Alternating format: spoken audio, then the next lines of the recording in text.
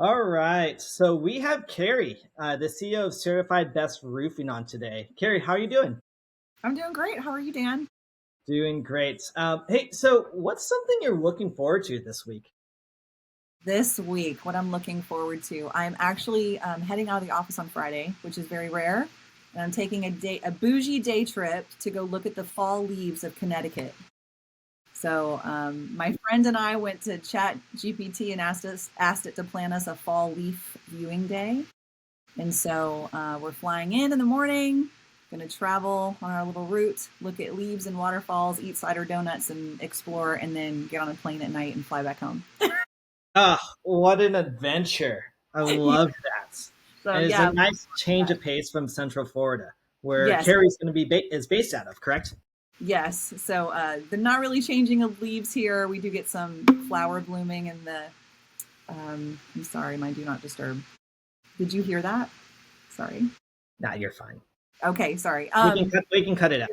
Yeah. So not really much to see here in Florida. As far as views of leaves or anything really. I mean, the beach and stuff, but it'll be nice. Different elevation, different view. I love it. I guess palm trees don't really change that much color as we go through. No, they don't. So Carrie's the CEO of Certified Best Roofings. So Carrie, can you share a little bit about your role and how it fits into the bigger picture of your organization?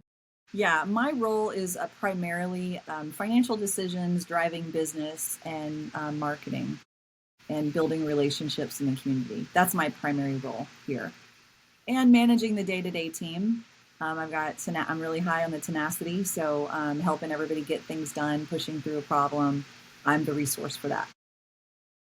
And I love that it's funny because I'm on your websites, and like one of the comments there, as on your job description, is the one who has all the answers. Yeah, everyone has the one who. So, Yeah, tell me more about like what does a typical day look like for you? typical day for me starts out taking care of the family, and I have three dogs. That's my why. And heading into usually a networking event in the morning, or meeting up with a one-to-one with someone who is a referral partner for me, and then leading my team, following up on sales, following up on referrals, managing projects, issues that come up. Yeah, coming up with ideas for things that we want to do. Like right now, we're doing a certified best roofing dog calendar. So fun things like that make me happy. I come up with those ideas and share it with the team, and way to generate social media traffic, online traffic, things for people in the community to get involved in and recognize our brand more. Who doesn't love to look at pictures of their dogs? And we changed our logo to certified best roofing. So our logo has these little flares in it. So we changed those to be paw prints. It's real cute. It's just a real cute little thing. Yeah, and I love to I'd like to double down on that. Like you like the things that you described to me talks about brand is very important for you and the roof in your roofing company. Help me understand more. Like how like what led you to focus on being part of the community and driving these brand awareness like these dog calendars Yeah. and the rebrand.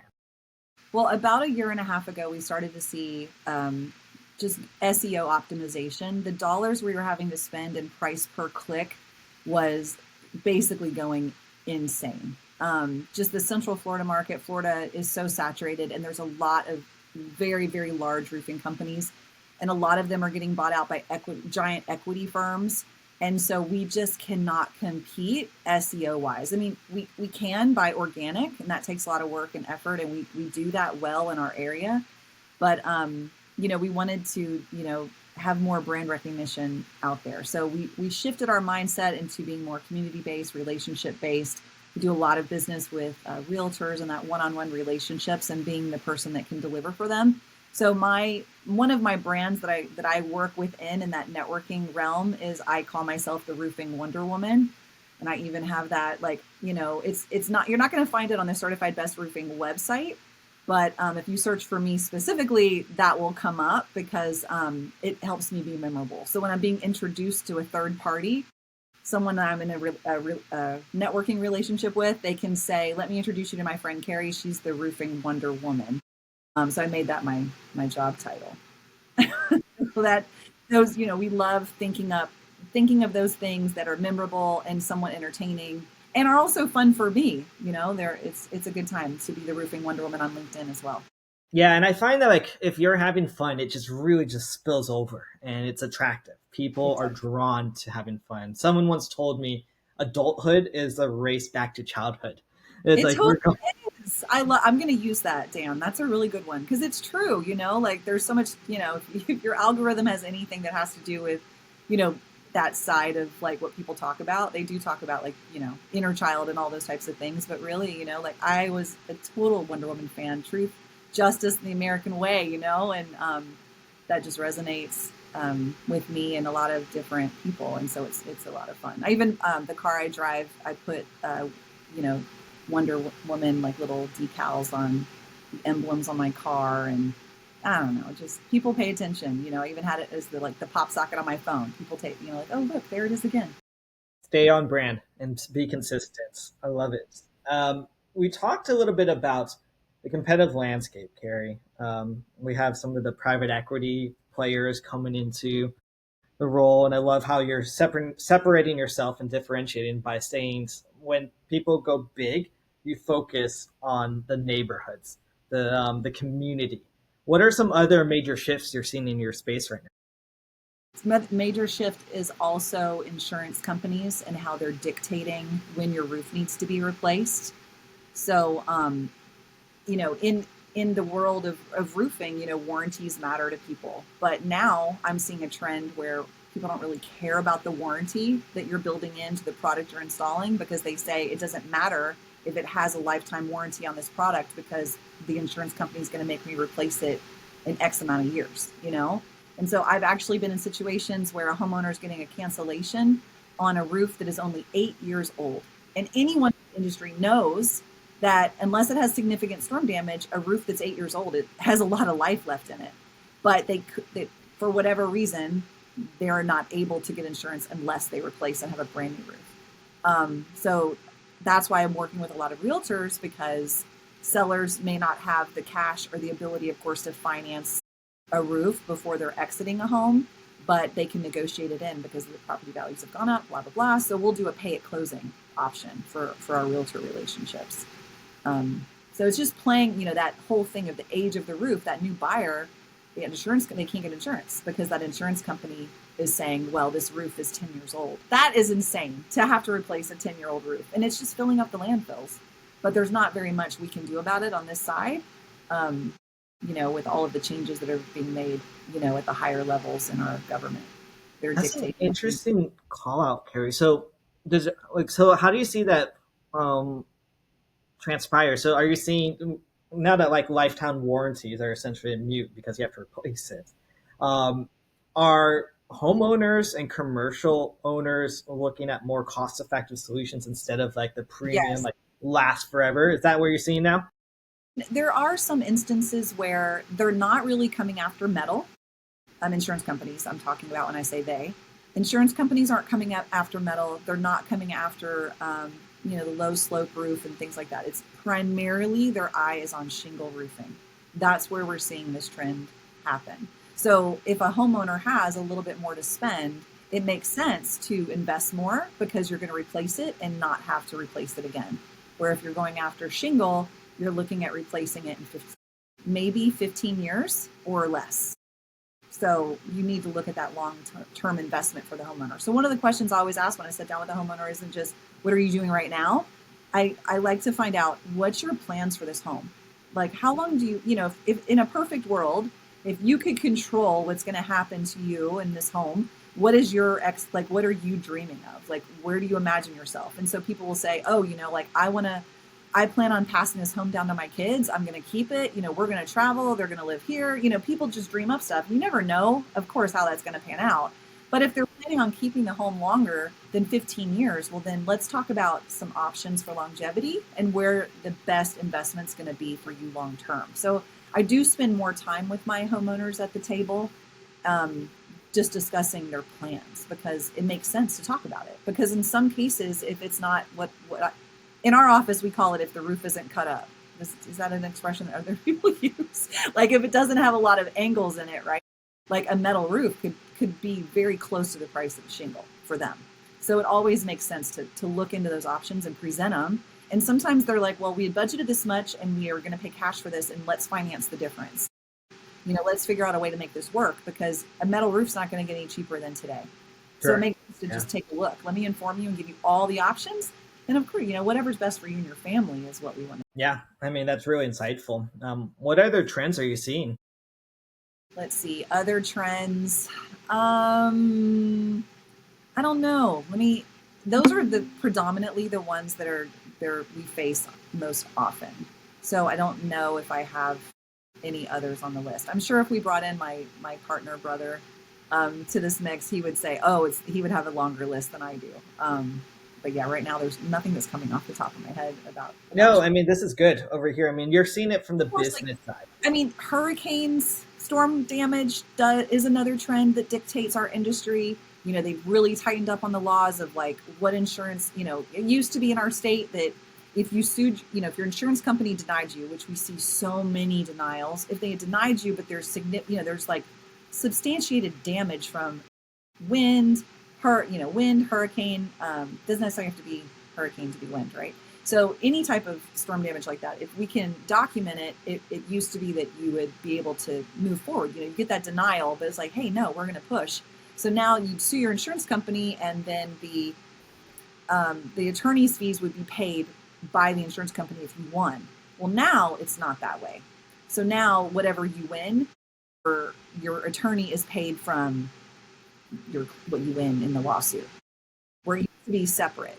So now homeowners are getting way less to replace their roof, and they're still having, even if they sue the insurance company, they're having to come out of pocket with more than their deductible, because once everybody takes their piece, there's not much left over. So that's a trend that's happening too. They changed those laws a couple of years ago, and it's really starting to affect the industry, because some roofing companies were built around the model of storm damage suing the company, and Yeah, it so did people call them storm chasers. Yeah, I mean, a lot of ways it did help to clean up the industry a little bit, because there were people that were, there's all people in every industry that find a way and have a method that works, that makes them money, and whether it is good or bad, they pursue that, for the end, for the dollars at the end. And we're not storm chasers, we're not door knockers, that's not what we do. But a lot of companies got very wealthy doing it that way. So the changes did benefit homeowners in some aspects, but in some other aspects, it didn't really help. It didn't really help the way they were hoping it would. But it really helped the insurance companies, because at the end of the day, they're always going to come out ahead. Yeah, yeah, yeah. You're not wrong about that. Yeah. I want to dive in deeper on everything that's going on with like certified best roofings. What's working well for you right now?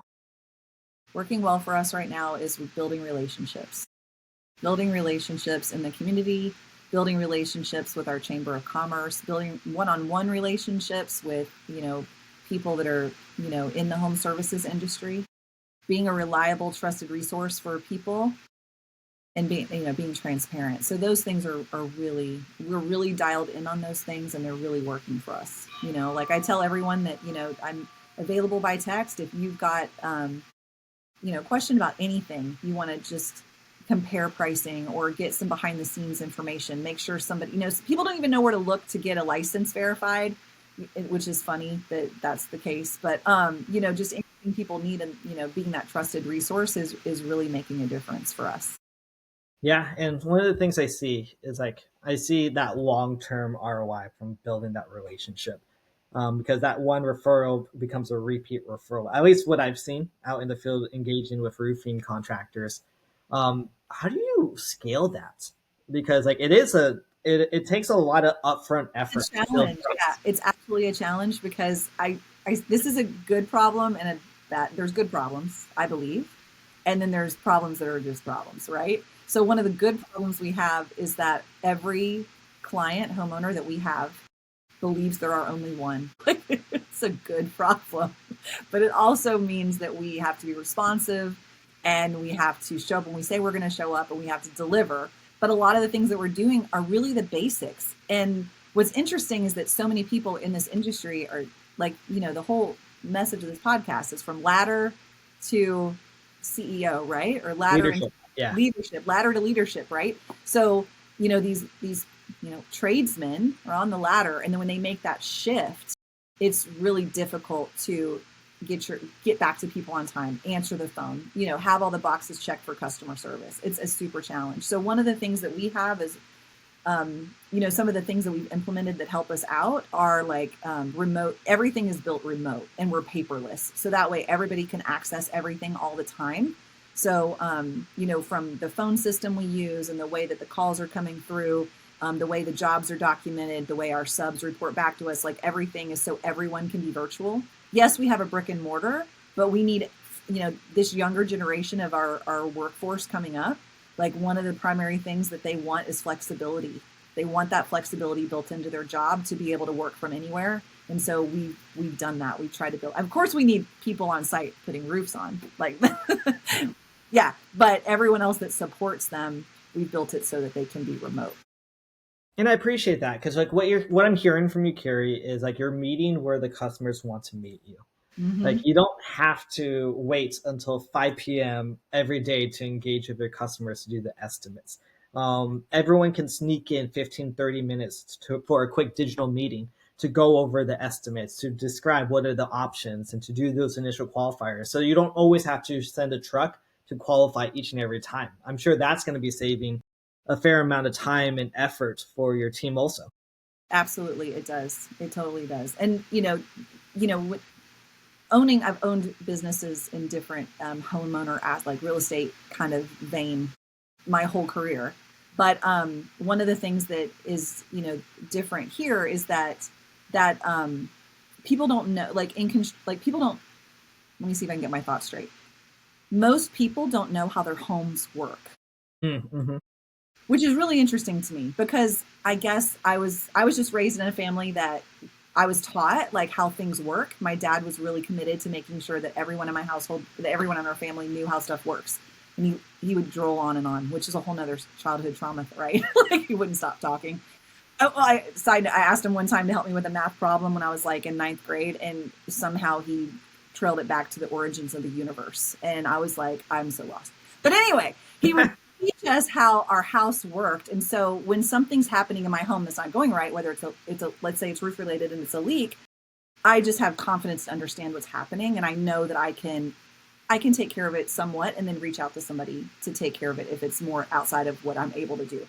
But so many people don't know what they should do if their roof starts to leak. So like some of the questions that we have when people call in to people in the industry, like it may sound ridiculous, but we have to say, okay, so is the leak does it need a towel or does it need a bucket?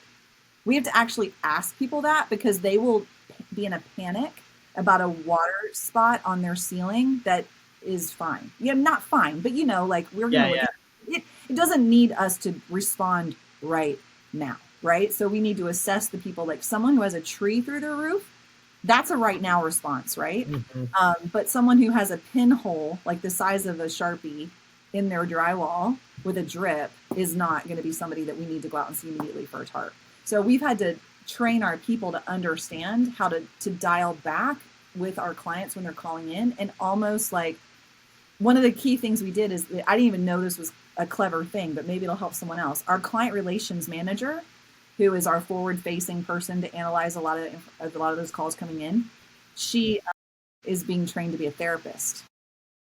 And just her insight into being able to ask people the right questions has been like, I have to, like, she won't be with us forever, right? So she wants to be out there being a therapist. She'll eventually graduate from her program and go that direction. And I'm like, okay, we have to hire someone that's like the next class coming up at your college, because this makes a huge difference in being able to help people through stressful situations when they have a leak or a problem with their roof. Because anxiety is high and people panic. And it's really interesting that needs to be something that we consider as we build our team to manage clients and to help them navigate issues they're having with their roof. Yeah, and I appreciate that call out, Carrie, because I mean, it's someone's home. It's a personal, emotional investment that came in, and in Mm-hmm. the heat of what happens, oftentimes people need to be heard also, and to get a solution in place. But to have someone there to have that kind of skill set, I would imagine. We What a didn't know. Like we hired her not because of that specifically, but then after she got into the role and it started, we hired her after Hurricane Milton, which was at the end of 2024 is when she came on board. And just her intuition and how to handle client. We did like in 3 weeks we did $100,000 in roof repairs after Hurricane Milton, not from roofs that were ours, but from like in the community, which was a lot, in such a short amount of time. And to be able to analyze that information and turn it around and like provide the estimate and get it fixed and like keep moving with that. So many others were just frozen from the amount. I mean, 30 to 50 calls a day, can implode a company if they're not built structurally to handle what's coming at them. So one of the things that we're always thinking forward is like our processes are never done.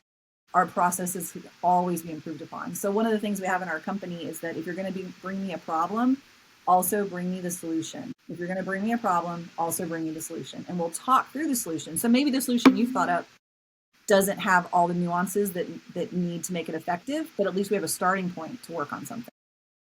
Yeah. In my consulting days, we would call it ISRs. What's the issue? What are some solutions?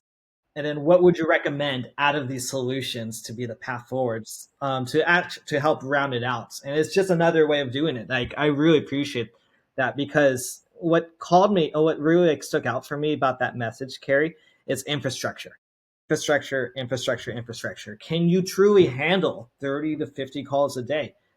If you set up a lead gen framework and you get that, can you actually handle that? And if you can't, there's a cost for not handling that. You're going to have frustrated clients. You're going to have people that have a reputation associated with you as like you're not answering your phone calls or etc. Yeah, So and it's coming in yeah, from referral, maybe not just necessarily lead generation, but every time a call comes in and it's referred to us by a previous client or someone in the community, it speaks to that person if we didn't deliver, we didn't answer the phone, we didn't respond, we didn't do what they needed because, they have a level, they've been, influenced to call us and been given the confidence and the trust that we're the person for them to reach out to. And then if we don't meet that bar, well, they're going to report back to that person. And then that person is not going to refer us again. They're going to be like, oh, well, they used to be good. Used to be good. and, Something's changed. and times change. So let's look in that on like a bigger picture. What are some things that frustrate you as like a business owner? What are the things that keep you up at night? Keep me up at night. There's two, I think, specifically. So one of them is clients that keep me up at night. Okay, so like some type of like issue with a client where they have preconceived set expectations that they did not communicate. Like they've worked with other contractors in the past where things did not go a certain way. So then they take that experience and they layer it on top of what we're doing. And so their expectation is that we're going to be just like that. And so we are constantly having to prove ourselves as the project is going. And so at any time, if there's anything that doesn't align or maybe is familiar with that previous experience, maybe they never got to flush it through with that contractor. And it could have been plumbing, electric, whatever. Somebody laid their driveway. I don't know. It could be anything. But whatever bad experience they had, they're layering it on top of ours. And even though I feel that I'm highly skilled at communication and delivering expectations and putting everything in writing and checking all the boxes, crossing the T's, dotting the I's, documenting, communicating, they're still going to find something. And it's like, it's so challenging to deal with those type of clients. And so over the course of a year, we remember those people. Like those people are like, not because it was terrible or we don't like them or it's a personality thing, but because our heart and our drive behind what we're doing is building relationships. And so we're set back at such a far negative, like they don't want to build it. So you have to actually have a client that's like attract clients that want to build relationships. Sometimes we have some that just take my order, do the job, and I'm good. And we don't ever like hardly communicate because I don't know, like that's how they are. But then every once in a while we'll get someone that's such a challenge to find that inroad to build the trust. And no matter what we do, they're not going to allow us the opportunity. And then the other one is people who are rude to my crew. So, I mean, they're working hard. It is hot in Florida. I mean, those roofs are melting hot. It's like the surface of the sun. And, sometimes there'll be somebody on the crew that was a little dehydrated or whatever, and they need to like lay in the grass in the shade for a minute, right? To like regain composure. And I'll get a phone call from someone, a neighbor, whoever, complaining about that, right? And so it probably was 5 minutes of their day, but I hear about it later. So like some of the things that keep me up at night is like how the lack of compassion people have for tradesmen is yeah, it's discouraging. It's Yeah, discouraging. I can It's imagine too. it's to when that comes back. We had a phone call just a little bit ago that it was we have a job we're doing in Orange City. We're putting a new roof on, and it's windy today, so some like packaging, blew out. Well, Yeah, and they're up on the roof and they're working, so they didn't notice, and it blew into the neighbor's yard. And it's like 4 pieces of plastic. You would seriously think that we sent a bulldozer through the front yard, the phone call that we got. So that kind of stuff is, it's challenging. It's disheartening because, you do the best that you can. And, people like to complain, and they like to complain really loud. yeah, I mean, the most underappreciated, thankless jobs I find Mm-hmm. are folks in the home service and hospitality space. And it's unfortunate because they're truly the backbone of our day to day life. They really are. Absolutely 100% are.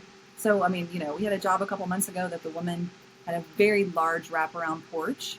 And so the team took a second to take a small break, a water break or whatever beverage break on the edge of her patio away from they weren't making noise. There wasn't anything going on. They were just taking a small break. It's like 10 minutes. And she called and she said, I don't want any of your crew. If they have to take a break, they need to leave my property. So they're either working or get out. No. Yeah. And man, okay. And so what do you say? Like, no, of course not. You say, sure, we'll take care of that. We'll communicate to the crew. No problem. And then you have to call the crew. And they're working hard, They're working hard out there and it's hot. They just took a 10-minute break, but they can't. They can't take a 10-minute break for this client. They have to get in their trucks and leave. Mm, that's I frustrating. know. It's crazy. Um, I want to step back from the frustration piece, Yes, and talk please. about, yeah, yeah. Like being Let's my talk about, therapist right now. Were you expecting me to say those things? You're like, man, I'm discouraged. no, this is good. This is good. Like we asked, like we want to understand like what's on the minds of folks in the roofing space because Yeah. quite frankly, like we want to call it out and recognize these pieces. Besides revenue, for your team, like what other metrics are you most focused on improving? The metrics we're focused on right now are pricing with our suppliers. So it was really interesting. Like, when we first started out, we didn't have the buying power to get that discounted pricing that helps us be more competitive. So it's something that we've really focused on is not just building relationships with the homeowners in the community, and all of those are important, but also building relationships with the supply houses and those account managers, and paying our bills on time and communicating about our needs and helping our business. We'll get because of the volume we're producing, we'll get better pricing and able to compete. So that's something we keep an eye on, and they'll do price creep even with those great relationships. It's like something that was priced X 3 weeks ago, they'll, even though they didn't announce a price increase, now on this one thing that we use a lot of, it'll have crept up on us, and so we have to make that phone call, have that conversation. They click a button, and it's always, or from what my experience is, they're like, oh, nah, no problem, and they'll fix it. But unless we're keeping an eye on it, it can get away from you. That's something we're keeping an eye on, as far as the bottom line. And also like labor cost, there's some jobs, being that we're not a giant company, we have to negotiate a little bit with some of our labor so that we can, keep being competitive. Because when it gets slower in our industry, what we are seeing is that if these bigger companies have met their bottom line for the year, let's say they meet their bottom line in September, they will slash the prices and just do roofs at cost through December. Mm. I can't Oh, do roofs at cost, right? I'm not big enough to do that. So those are some of the things we have to keep an eye on, is building value and offering things of value that matter that those bigger companies aren't offering. Building the trust with the homeowner that I say, let me take a look at it. It's such a big disparity. I don't know the word I'm trying to use, but there's such a big difference between their quote and mine. Like, would you mind showing it to me? It'll help me improve, So every once in a while, of course, like I'll be able to have an opportunity to dig into that to see where we're off and make adjustments, or actually like catch something. Like I had a homeowner who was like, I chose the roofer I hated the least because their quote was better than everyone else's. And when I sat down with them, there was a lot of hidden things there. And when I sat down to sign, it actually was more expensive than yours. So here I am. I'm coming back to you because yours was right the first time, you were transparent the first time. So that's something that we're always having to keep an eye on, those things. Yeah. So like what I'm hearing from you, Carrie, is it's there's a bunch of layers here, but from what I'm hearing is like pricing protection with your supply costs, like Yes. just making sure we're up to date, we're keeping our margins healthy and Mm-hmm. protected. And then on the labor side is how do we ensure that we're pricing accurately and with integrity? Price it right without the hidden costs so that we ensure that what you see is what you get and you're not getting project creep with your customers. They're not Yeah. getting those hidden. By the way, you have to add on this and add on these things. And before you know it, it's 20% more than what you priced compared to a competitor that undercut you. Is that fair to say? Yes, absolutely it is.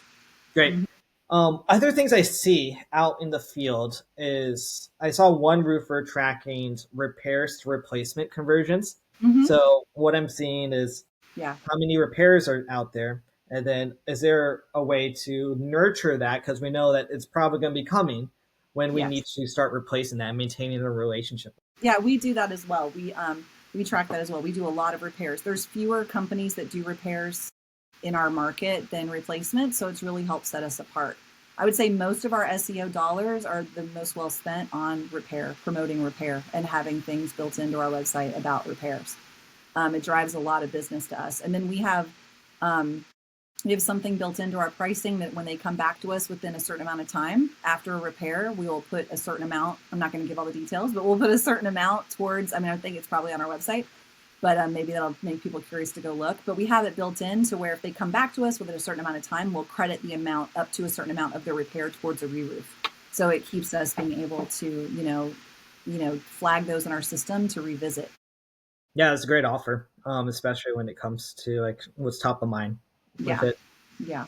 Let's look forward facing in the future. Like, where do you want to be in 6 to 12 months? In 6 to 12 months.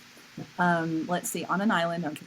I mean, you're already going to Connecticut. Having a drink. Yeah, I'm already going to Connecticut.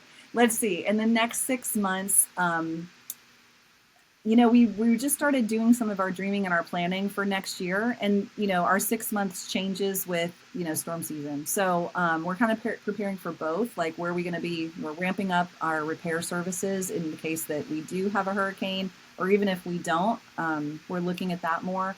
But we want to grow our sales team. We're looking for experienced people that want to come on board with all of the things that we talked about at a company that has heart and really wants to make a difference in the community and be here for the long haul. We're not, and plus because we're not door knockers, we're different than most of the other. Everybody wants to say they're different, but one of the things we just don't do is we just don't do door knocking at all. I don't know any other roofing company that doesn't. I think everyone does, but we just don't. There's a stigma around it, and we don't want to be part of it. So building our team is what we're looking at in the next 6 months. Great. And then for 12 months, how does that look? How does that change your vision? Not much. Just like I want to hone in and really get better at what we're delivering. Expanding our services and offering more to our clients. Yeah, like in 6 months. I am a metrics person and I track the metrics. But I have I'm one of those people that I keep my goals really close to heart. So that's why I'm being hesitant to share them. Because we speak life over the things we're doing. And so until I have like a really clear picture of where I want to be in 12 months, I just kind of, I'm still kind of working on it. Yeah. From what I've heard, though, is there's growth, invested in people, Mhm. that align with what you have with the heart and integrity of doing business right and ensuring that like we can structure a predictable sales engine, Yeah, building the sales team. exactly. We're going to look more, building some more builder relationships is something we're going to be nurturing over the next 12 months. And then also we want to, develop we do repairs on commercial and we do, installs on commercial. But my focus is primarily residential. So that's something that we want to bring on a team member that wants to focus on commercial. Great, great, great. Let's talk about dreams and wishes. So if you had a magic wand and to fix one to three things in your business that's holding you back or slowing you down, what would they be? Holding us back and slowing us down. Magic wand. Well, actually, I'm quite an entertainer because I have one. Hey, look at Do you want to hear the story behind this magic wand? It'll help me collect my thoughts on what my wishes are. absolutely. And by the way, this was not planned. We did not No, plant not at all. this magic wand in place. So, I have granddaughters, believe it or not. Yes, I have 4 granddaughters. And so the youngest one of the 4 is the most outspoken. Christmas of this past year, so 2024, this was my Christmas present. So she said, she brought it to me. Now, my grandma name is Honey, so we have to add that because I'm going to tell the story in her words. So she's like, Honey, I want you to, to have this gift. So I open it. She's so impressed with it. She bought it at the little school store. And I open it and I was like, oh, it's just a little plastic thing. I'm like, oh, okay, like this is great. And she's like, well, what it's for is when you go to work and you're talking to everybody at your office, she said, you're going to pull this out and you're going to say, and you do that, and you do this, and you do that. Anyway, I don't use it as forceful as she wanted me to use it, but yes, I have one. So if I could wave my magic wand and 3 to 4 things, is that what you're saying? 3 to 4 things. Yeah, yeah, one to three. Yeah, one to 3. Oh, I was giving more. You One to overachiever. wave the magic wand. It would be, I don't really know. Gosh, this is a hard one, even though I have the magic wand. Let's see. Cash flow would be leveled out. From the time we finish a job to the time people pay, boom, we get paid right away. So that I don't have to worry about cash flow anymore. Cash flow is just flowing. The second thing would be, boom, our freaking liability insurance, when they do those stupid audits, would actually take the information we give and just go away because we haven't had any claims. But man, I don't know what it's like for anyone else. But to have good liability insurance is super annoying. So I would wave my magic wand and I would fix that whole process for everyone in the industry. And then the other thing would probably have to do with, all these denied claims for these homeowners who blew tarps on their roof that can't get their insurance companies to cooperate and give them the money that they are deserved for the insurance they've paid for, and just be reputable and honest and good to people and helping them because there's so many people who can't have storm damage but can't get the roofs fixed. So there's my 3 wishes. No, I love them. I love them. They're heartfelt too.